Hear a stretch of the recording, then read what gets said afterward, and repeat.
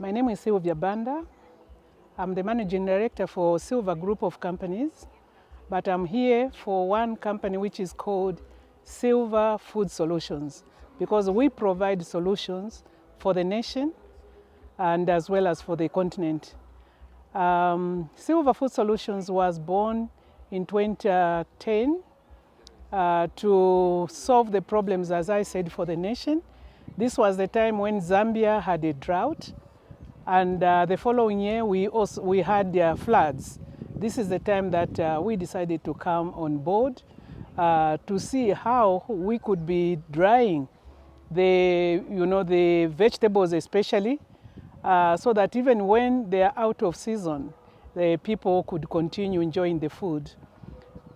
We picked on working with the smallholder farmers. These are the ones who grow the food which we promote. We call it neglected and underutilized crops, whereby even the government have very little, care about it.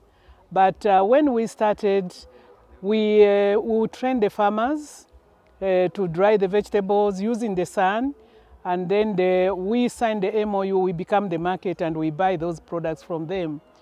Then we process them, because we were allowing the farmers to do the primary processing. Then we do the secondary.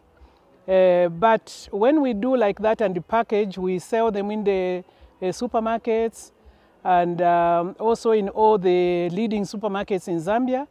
We found that it started attracting the attention of the government. Later on, we came up with an innovation. I'm an innovator myself. I came up with an innovation of a solar dryer, because we wanted to dry a lot of products, because it also reached the attention of the Zambian in diaspora. But we're not getting enough products. So that solar dryer which we invented, it was a prototype that could dry up to only 10 kgs. But when we took the products to the lab, we found that we retained a lot of nutrients when you use the solar dryers, and also it had no stones, no twigs than when we exposed them in the sun. And also the color, we retained the natural color of the vegetables. And it was also commercially viable, because we are able to dry a lot of products. Right now, we construct solar dryers that can even dry up to 2.5 tons at a go of the products. Be it mangoes when they come in the season, we do that. And we have also trained more than 45,000 smallholder farmers, whom we, as I said, we signed the contract. They are the ones who supply our 2 factories which we have. The 3 events are unique, but speaking to each other. That is the beauty about it. I can talk about the one which we started with, that is the Agroecological workshop from Kufunda. Most was the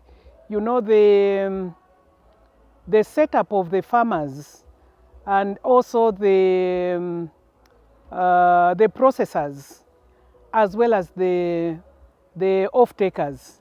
So with these 3 people being put in one room, to me it was closer for us to be solving the problem of consuming the indigenous food in appropriate manner. And also the place itself where we were at Kufunda, they are walking the talk. And we were able to see actually what they are doing. A lot of people, those that have been at Kufunda, they have already seen what they can do. And I believe that once we all get back home, we'll be able to put into practice what we saw from Kufunda. From here, also the discussions which we had this morning, where we are trying to find out from each other, what is it that you do, where you have come from, and what is it that you feel you can go and do. I believe that agroecology, it is now taking the center stage, especially where the government, we were represented by the arms of the government. To me, that is an indication that whatever you are doing, once the government has taken a keen interest, definitely it will be able to work. It's very, very crucial for African future, and I always feel that our researchers have done a lot of work. It is time now they have to take a backstage. Then let now the entrepreneurs and the farmers take the center stage. Why I'm saying like this is that if the researchers continue, it may scare the entrepreneurs, because an entrepreneur is someone who wants a quick decision. If at all they have approached me the way I have already alluded to, my job is to buy from the farmers, those that are willing to give me the tonnages that I'm looking for. But if the research work is still going on, meaning that these people cannot produce enough for us to sustain the interests of our buyers. So what I'm trying to say is that there is need to support the farmer in order for them to increase the acreage. And also there is need for the farmers, to have a mouthpiece that can speak on their behalf, so that those pieces of land which they occupy, most of them, that land does not even belong to them. It belongs to either the chief or maybe the government, whereby if the chief has got the investor, they will be misplaced.